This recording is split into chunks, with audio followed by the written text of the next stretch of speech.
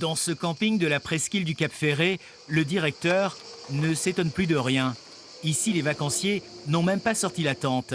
Des arbres suffisent. Ça, c'est un emplacement qui est répertorié hamac. Et quand il fait très chaud, on a des gens qui dorment dehors, dedans.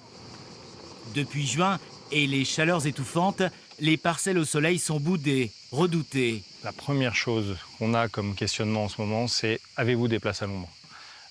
On avait d'autres questions auparavant. Est-ce qu'on pouvait avoir la télé, un emplacement au calme ? Là, la première question, c'est l'ombre, l'ombre, l'ombre.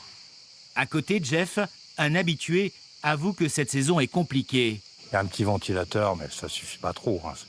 C'est quand même assez... Ouais, c'est très chaud, il y a des belles pointes. Mais... Si vous voulez, on aime ça, la chaleur ici.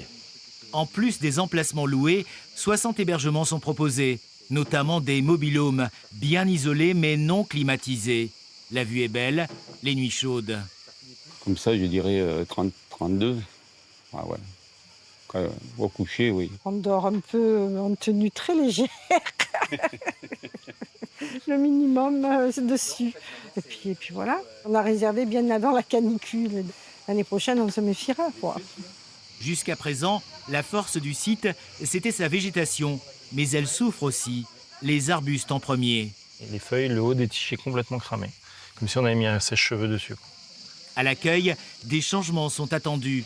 La canicule a précipité des projets. Dès la fin de semaine, on fait installer la climatisation dans le bâtiment. Et pour apporter un îlot de fraîcheur à nos touristes en cas de fort coup de chaleur, comme on peut le voir aujourd'hui. Et également pour notre personnel. Sur le bassin d'Arcachon, le vent devrait s'inviter dans les heures à venir.